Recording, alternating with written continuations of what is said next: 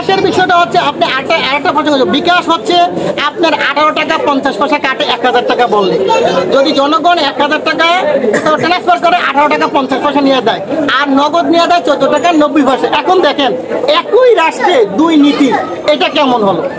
এটা তো আরেকটা নীতি হয়ে গেল। একই রাষ্ট্রে যদি দুই ধরনের নীতি হয় তাইলে কি হয়? নগদ যেহেতু 14 টাকা 90 পয়সা কাটে, আর বিকাশ কেন 18 টাকা 50 পয়সা কাটবে?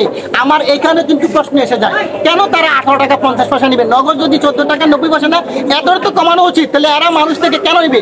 আরেকটা দেখেন, এই বিকাশের মধ্যে কিন্তু আরেকটা সমস্যা আছে, আমি যেহেতু বলে দিচ্ছি সেটা হচ্ছে, আমি ক্লিয়ার করি। বিকাশে যদি কেউ ভুলে টাকা পাঠায় দেয়, সেই টাকা কিন্তু অনেক সময় অনেক মানুষ দিতে পারে না। আমার কাছে অহরহ সমস্যা আছে, এগুলো বন্ধ করতে হবে।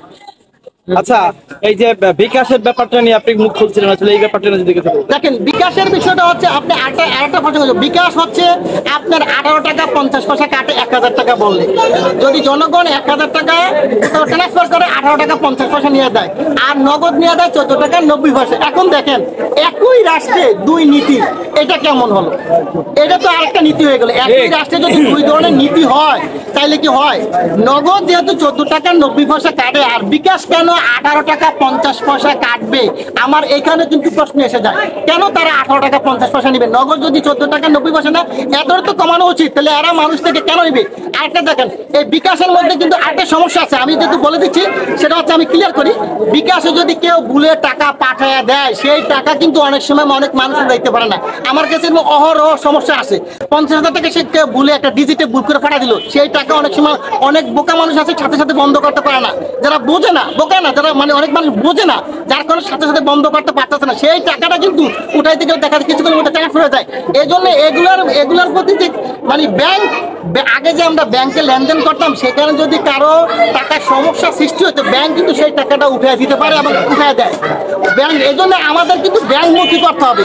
এই যে বিকাশ দিয়া, এই বিকাশ বা নগদ দিয়া কিন্তু মানুষকে ব্যাংক থেকে দূরে রাখা হয়েছে, ব্যাংকমুখী থেকে সরা ফেলাইছে।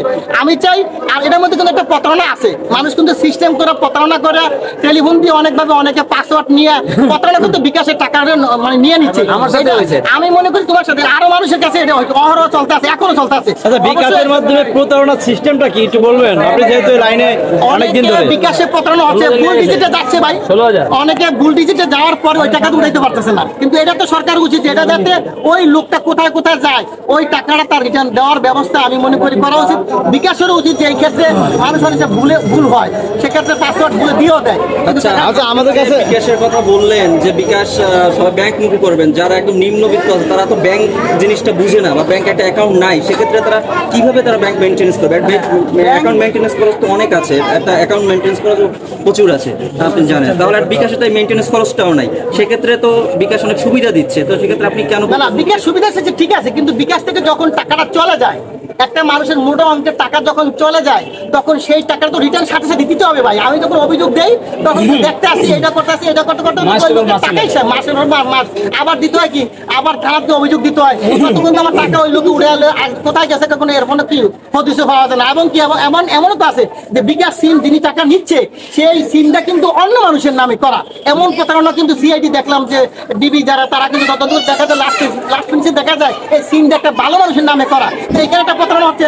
এই জন্য এই ব্যবস্থাগুলোকে যত শক্তিশালী করা যায় তাতে জনগণের উপকার হবে। অতএব আমাদের সকলকে কিন্তু শক্তিশালী হতে হবে। আইটি সেক্টরে যারা কাজ করেন বা সরকারের আইটি সেক্টরে যারা আছেন, তাদেরকে বলবো যাতে এগুলোকে শক্তিশালী করে, যাতে কোনো গ্রাহকের একটি টাকাও যাতে কেউ না নিতে পারে, সেই দাবিটাই আমি। আচ্ছা, আপনি তো অনেক বিষয়ে অনেক অভিজ্ঞ, প্রতিদিন কি পরিমাণ টাকা আমাদের কাছ থেকে কেটে নেয় সিম কোম্পানি, এই যে যাদের মেয়াদ থাকা অবস্থায়? এটা তো আমি কি দিব, এখানে বাংলাদেশে 19 কোটি লোক আমরা মোবাইল ব্যবহার করি, ঠিক সেখানে আপনি হিসাব করেন কত কোটি লোক 5 মিনিট 7 মিনিট 3 মিনিট কথা বলার পরে, এরকম 19 কোটির ভিতরে কত কোটি লোক কথা বলে না। তো সেই ক্ষেত্রে কত হাজার, আপনি এরকম যদি নেয়, এই ধরেন আপনি 19 কোটির মধ্যে যদি ধরেন আমার 9 কোটি কথা বললাম, আর 9 কোটি যদি 2-3 মিনিট করে কথা বললাম, বাকি 10 কোটি বললাম না, তাতে কত হাজার কোটি টাকা একদিনে কোম্পানি কত হাজার কোটি টাকা রুজি হয়, হিসাব করেন। তখন আপনাদের মূল দাবিটা কি? আপনাদের দাবিটা কি? এখানে আমার আঙ্কেল আছে, আঙ্কেল সামনে আসেন। থাকবে না, এটাই দাবি। আমার মূল দাবি, আঙ্কেল সামনে আসেন। আমার মূল দাবি হচ্ছে এর মেয়াদ থাকবে না, মেয়াদ উড়াই দিতে হবে। টাকা থাকবে, মেয়াদ থাকবে না কোনো, মানে এটাই হচ্ছে আমাদের দাবি। টাকা আমি আমার প্রয়োজন মতো ব্যবহার করব, আমি যখন ইচ্ছা বা যখন প্রয়োজন তখন কথা বলবো, আর তখন ব্যবহার করবো, কিন্তু মেয়াদ সিস্টেমটাকে আমি উঠে দিচ্ছি। আঙ্কেলের